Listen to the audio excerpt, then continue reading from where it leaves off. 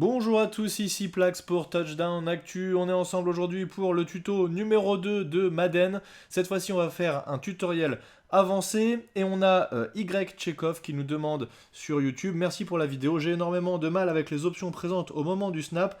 Changement de jeu, placement de la ligne défensive et offensive. J'espère que vous en parlerez dans vos prochaines vidéos. Et c'est ce qu'on va faire aujourd'hui. N'hésitez pas, vous aussi également, si vous avez des problèmes avec le jeu ou des choses que vous voulez éclaircir, à envoyer sur le Twitter de Touchdown Actu ou sur mon Twitter personnel @guillaumeplax vos demandes. Voilà. Alors, on va traiter aujourd'hui l'attaque uniquement. En défense, il y a quelques options, mais c'est en attaque que je trouve que c'est le plus compliqué. Donc, on va voir 4 principaux points. Qu'est-ce qu'on peut faire dans l'attaque pré-snap? On va appeler ça l'attaque pré-snap, c'est-à-dire avant que le centre ne transmette la balle au quarterback. Première chose que l'on va voir, c'est la chose la plus simple, c'est tout simplement changer la direction d'une course. Alors, là, si on regarde ma tactique, j'ai une course qui va vers la droite. On a deux zones, une zone, un gros carré rouge que vous voyez, un petit carré vert à gauche. Ça indique que je suis en supériorité numérique sur la gauche, donc j'ai tout intérêt à ne pas courir comme c'est prévu ici à droite, mais à courir à gauche. Et pour faire ça, c'est très très simple. J'appuie sur mon joystick droit et je lui dis d'aller à gauche. Je pousse le bouton sur la gauche et maintenant regardez, ma course va à gauche. Et je vais donc dans une zone où je devrais être au moins en égalité numérique et pas en infériorité. Et je gagne un peu plus de yards. On va essayer de refaire la même course. Donc là, voilà, la course va à droite. Quand j'appuie sur la gauche, je vois un petit logo sous mon quarterback qui me dit « Ok, j'ai lancé le changement de jeu. » Et là, j'ai de la place pour aller à gauche. Et c'est parti. Je cours et je gagne des yards. Voilà. Deuxième point que l'on va voir, c'est ce qu'on appelle une motion. Une motion, c'est-à-dire un déplacement latéral d'un des joueurs sur le terrain. Déplacement principalement des receveurs, running back et tight end. Je peux tout à fait dire à mon tight end, par exemple, qui est à droite, aligné sur la droite, de passer en position de receveur. Pour ça, c'est très simple. Je reste appuyé sur B ou sur rond. Je choisis le joueur que je veux avec mon joystick. Et ensuite, avec le pad directionnel, je vais appuyer sur la droite pour lui dire de changer de position et de passer en position de receveur. Voilà, je suis ici, j'appuie, il va se déplacer, il passe en position de receveur. On voit que Ted Ginn Jr. a également avancé, puisque au foot américain, on ne fait pas n'importe comment, on ne peut pas se placer n'importe comment sur la ligne. Il y a des joueurs qui sont alignés, des joueurs qui sont reculés. Et ici, voilà, je peux lancer mon jeu. Alors, j'ai lancé un peu n'importe quoi, voilà. Mais ça permet de déplacer un joueur. Alors, pourquoi déplacer un joueur ? La chose la plus évidente que l'on va voir, c'est pour analyser une couverture. On peut tout à fait analyser une couverture de man si jamais on fait une motion. Qu'est-ce qui va se passer si on est en man et qu'on fait une motion? Eh bien, le corner va suivre son receveur. C'est ce qui va se passer ici. Là, je vais prendre Thomas. Je vais lui dire de se déplacer sur la droite. Si jamais on est en zone, le corner qui est en face de lui ne va pas bouger, va se décaler un peu vers l'intérieur, mais va laisser mon receveur traverser toute la ligne et se placer de l'autre côté sans le suivre. Si jamais je suis en man, eh bien, il va aller le suivre. Donc là, je le déplace. Qu'est-ce que fait le corner? Le corner, il le suit et il va le garder jusqu'au bout du terrain. Je sais que c'est de la man. Alors, c'est pas forcément toujours évident. Si jamais on a deux receveurs d'un côté et que l'un des receveurs est marqué par un linebacker, ça arrive que le linebacker switch, que le linebacker ne traverse pas le terrain, mais que ce soit le linebacker opposé qui prenne la responsabilité du receveur qui s'est déplacé.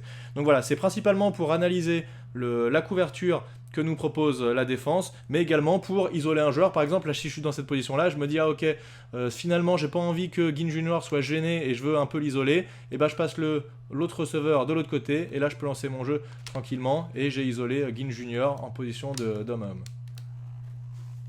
Troisième point, c'est le shift de la ligne. Alors qu'est-ce que ça veut dire? Ça veut dire qu'on va dire à notre ligne de bloquer différemment de ce qu'elle est en train de bloquer actuellement. Alors pour ça, c'est un petit peu compliqué puisqu'il faut réussir à analyser un blitz de la défense. Principalement, si la défense blitz et fait monter beaucoup de joueurs, par exemple des linebackers qui montent sur la ligne et qui essayent de saquer mon quarterback, je vais devoir dire à mes linemen de bloquer différemment. Alors qu'est-ce que je peux faire pour bloquer? Je vais pouvoir bloquer à gauche, à droite, au milieu ou max protect. On va voir ça en appuyant sur L1 ou LB sur Xbox. Là ici, vous voyez, j'ai une petite fenêtre qui apparaît, pass protection. J'ai slide left, ça veut dire que mes blocs vont se faire plutôt sur la gauche en laissant passer ce qui va venir dans la droite. Slide right, ça veut dire qu'ils vont bloquer à droite en laissant plus ou moins passer ce qui va venir de la gauche. Ça, c'est, mettons, si je sais, j'analyse qu'il y a un blitz sur la droite, et bien je vais leur dire slide right. Pinch, ça veut dire que je vais demander à mes linemen de bloquer plutôt vers l'intérieur, puisque je sais qu'il y a du blitz qui va venir de l'intérieur. Et max protect, c'est ce qu'on va voir tout de suite, ça permet de demander une protection maximum. Alors là, vous voyez que ce jeu, si j'annule... Vous voyez le jeu ici, j'ai deux tight ends qui font des tracés à l'extérieur, le Y et le A. Si jamais je fais ça et que je fais max protect, donc avec le joystick droit, je vais vers le haut, max protect, qu'est-ce qui se passe? Eh bien mes deux tight ends ne font plus de tracé de passe, mais vont bloquer pour mon quarterback pour me laisser plus de temps de lancer. Voilà, c'est également la même chose avec le running back. Si le running back est censé faire un tracé et on demande un max protection, eh bien le running back va rester pour bloquer et laisser au quarterback un peu plus de temps pour lancer. Quatrième point, les hot routes, les changements de tracé, ça signifie qu'on va attribuer à un de nos receveurs un tracé différent. Par exemple, ici, vous voyez, j'ai à gauche Thomas qui fait un tracé slant, c'est-à-dire quelques yards en avant, puis 45 degrés à l'intérieur. Je veux changer son tracé. Là, j'ai analysé, par exemple, ils sont en cover 1, je vois un safety qui est tout seul au fond. Je vais lui demander de prendre le meilleur sur son adversaire et de ne pas faire un slant, mais d'aller directement dans la end zone. Je vais donc lui demander de faire un tracé fade. Pour ça, comment je fais? J'appuie sur Y sur Xbox ou triangle sur PlayStation.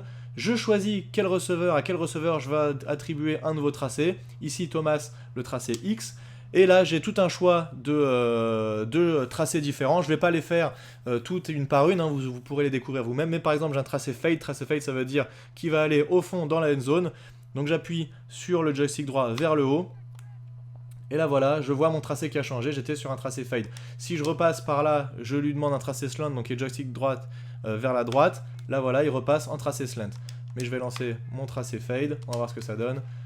En 1 contre 1 contre son receveur, je balance un long pass et ça marche, mais il capte en dehors du terrain. Voilà, donc c'est une méthode, si vous analysez et que vous voyez une faiblesse dans la défense, vous pouvez tout à fait changer le tracé d'un ou plusieurs d'ailleurs de vos receveurs. Dernier point, c'est un audible total de notre jeu en attaque. Par exemple, je suis ici en position de passe. Je me dis finalement non, ça va pas fonctionner, j'ai envie de changer. Eh bien, je peux tout à fait changer entièrement mon jeu. Pour ça, j'appuie sur X ou carré sur PlayStation. Et si vous voyez, j'ai une petite fenêtre qui est apparue audible. Là, je peux choisir un tracé différent, donc je peux naviguer et voir des jeux différents. Je peux passer d'une passe, qui est celle-là, c'est mon premier jeu, c'est le jeu stick, à HB Power 0, donc un jeu de course, ou changer et me dire non, finalement, je vais faire plutôt une passe longue ou autre chose. Et on peut également changer de formation. Là, ma formation, c'est single back Y off trio. Je peux tout à fait changer et lui dire pistol bunch ou n'importe quoi, gun double. Voilà, je peux faire tout et n'importe quoi et je vois mes tracés qui apparaissent. Par exemple, je vais faire un double slant, voilà, il est là, je choisis, tracé de double slant, je vois mes receveurs qui se déplacent pour se mettre dans la nouvelle formation. Je peux même, avec ce que j'ai vu tout à l'heure, me dire finalement, le Ted Ginn en position B, je veux pas qu'il fasse ça, je veux qu'il fasse une fade, et bien voilà, je change également son tracé, on peut faire tout un tas de changements. À la suite, boum, là, le receveur est libre, je lui lance la balle et c'est capté. Voilà, avec ces 5 clés différentes de pré-snap, de modification du jeu avant le snap, vous devez avoir normalement toutes les armes, une fois que vous avez analysé la défense, pour adapter votre attaque et gagner un maximum de yards possible.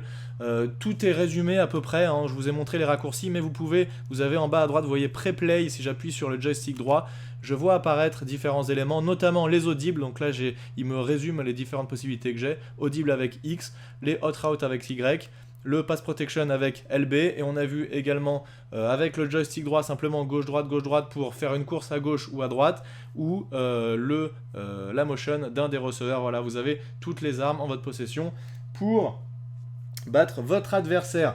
N'hésitez pas, comme je vous l'ai dit en début de vidéo, de nous envoyer sur les réseaux sociaux vos demandes de tuto Madden, et je vous dis à très bientôt sur Touchdown Actu. À plus tout le monde, ciao.